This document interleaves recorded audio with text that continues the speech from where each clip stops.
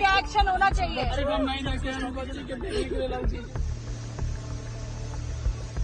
अफरा तफरी की जो आवाज आ रही थी, काफी जोरों से आवाज आ रही थी, एकदम जो इंस्टीट्यूट है काफी हड़दम में आ चुका था। अभी हमने 2 व्यक्तियों को इसमें डिटेन भी किया है, जो कि उस कोचिंग सेंटर के ओनर और कोऑर्डिनेटर हैं।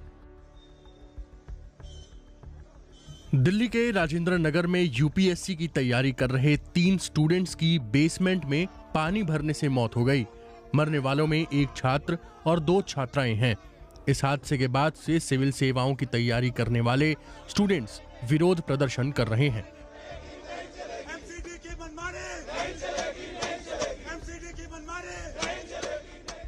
तेज बारिश के बाद दिल्ली के राजेंद्र नगर इलाके में जल भराव हो गया था, जिसके बाद कोचिंग की इमारत में अचानक पानी भर गया। उस वक्त इमारत की बेसमेंट में स्थित लाइब्रेरी में कुछ स्टूडेंट्स मौजूद थे। इसका एग्जिट पॉइंट था या एंट्री पॉइंट था, एक ही सिंगल पॉइंट था और इंसिडेंट ये हुआ कि उसी एंट्री पॉइंट से पानी सारा उसी लाइब्रेरी के अंदर घुसा। अब उस समय बच्चा ये नहीं कर सकता था कि टायलेट तो अंदर जाकर घुस सके या बाहर निकल सके, क्योंकि जो एंट्री पॉइंट था उसी से पानी एंटर हुआ और पानी इतनी फोर्स से एंटर हुआ था कि आप अंदर सीढ़ियां चढ़ के आप बाहर जा नहीं सकते। और सेकंड ये हुआ था सर कि जो एक बेसमेंट के अंदर ही एक सीवेज बना हुआ था, उसका भी पानी का फोर्स इतना था कि दोनों ढक्कन अंदर से उधर से भी पानी अंदर, नीचे से भी पानी बेसमेंट से आना चालू ऊपर हो गया और अंदर से जो था वहां से भी अंदर पानी बेसमेंट की तरफ जाना चालू होगा। तो जो था तो ये आप सोच सकते हो, इमेजिन कर सकते हो कि किस तरह का लेवल इंसिडेंट उन बच्चों के साथ हुआ था। उस समय सर मैं यहाँ पर खड़ा हुआ था, मैंने देखा नहीं, मैं सुना, क्योंकि जो दीवार की जो हाइट थी मेरे से काफी ऊंची था, इवन कान नाट से, बट जो अफरा तफरी की जो आवाज आ रही थी, काफी जोरों से आवाज आ रही थी, एकदम जो इंस्टीट्यूट है काफी हड़दम में आ चुका था। सभी घबराए हुए थे वहां पर और सर ये समझ नहीं रहा था कि अंदर एंटर कैसे करें।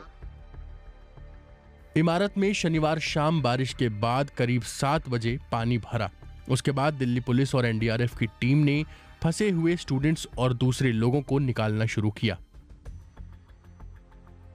कल शाम को एक बेसमेंट में पानी भर जाने से कुछ लोगों को ट्रैप होने की खबर आई थी, जिसपे Delhi police, Delhi fire service और एनडीआरएफ की टीम ने रिस्पॉन्ड किया था। हमने क्विकली कोऑर्डिनेट करके इन टीम्स का रिस्पॉन्स को भी कोऑर्डिनेट किया था और सर्च एंड रेस्क्यू ऑपरेशन वहां चलाए गए थे। वहां पे सर्च एंड रेस्क्यू ऑपरेशन के बाद 3 डेड बॉडीज वो बेसमेंट से रिकवर हुए थे। उनकी पहचान कर ली गई है और उनके परिवारजनों को सूचना दे दी गई है। इसमें श्रेया यादव हैं जो नेटिव हैं अम्बेडकर नगर यूपी के, तानिया सोनी हैं जिनका परमानेंट एड्रेस तेलंगाना का है और नवीन डेल्विन हैं जो एर्नाकुलम केरला के रहने वाले थे। इस मामले में हमने एक एफआईआर भी रजिस्टर कर लिया है। ये एफआईआर वो कोचिंग सेंटर के खिलाफ, जो उस बिल्डिंग मैनेजमेंट के लोग हैं उनके खिलाफ, जो वहां पर उस ड्रेन के मेंटेनेंस के लिए रिस्पॉन्सिबल थे उन लोगों के खिलाफ, और ऐसे और भी लोग जो इस इन्वेस्टिगेशन में जिनका रोल पाया जाएगा उन सब के खिलाफ ये एफआईआर दर्ज किया गया है। और अभी हमने 2 व्यक्तियों को इसमें डिटेन भी किया है, जो कि उस कोचिंग सेंटर के ओनर और कोऑर्डिनेटर हैं। स्टूडेंट्स का आरोप है कि इलाके में बारिश होते ही पानी भर जाता है। देखिए, जैसे ही घटनाक्रम का पता लगा हम यहाँ पहुंचे। यहाँ पर मैंने जो एमसीडी कमिश्नर है उनसे बात करी, हमारे एडिशनल कमिश्नर उनसे बात करी, डिप्टी कमिश्नर हैं वो भी मौके पर मौजूद हैं और जो भी एमसीडी का ऑफिसर, जो भी अधिकारी इसका जिम्मेदार होगा उसको एक्शन लिया जाएगा उस पर। और मैंने भी कमिश्नर साहब से बात करके बोला है कि मुझे इस पर रिपोर्ट सबमिट करें कि जल्द से जल्द हम ऐसी घटना दोबारा ना हो और जल्द से जल्द उस पर एक्शन लिया जाए।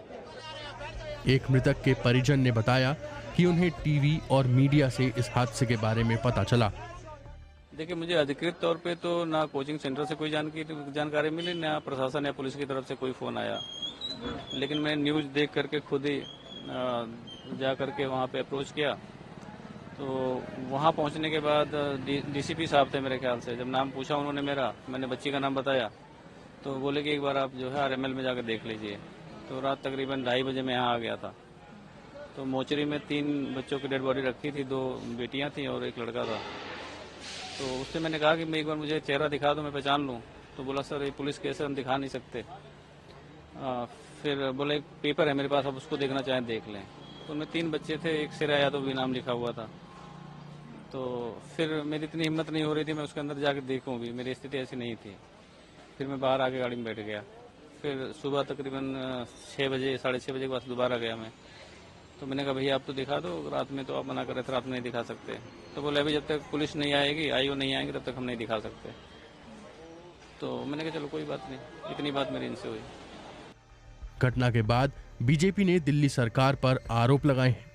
ये राज्य प्रायोजित हत्याएं हैं, क्योंकि वहां पर वो क्लासेस इस प्रकार से कैसे चल रही थी, किसकी अनदेखी थी? क्या सिविल अथॉरिटीज की अनदेखी नहीं हुई? क्या उसमें भ्रष्टाचार नहीं था?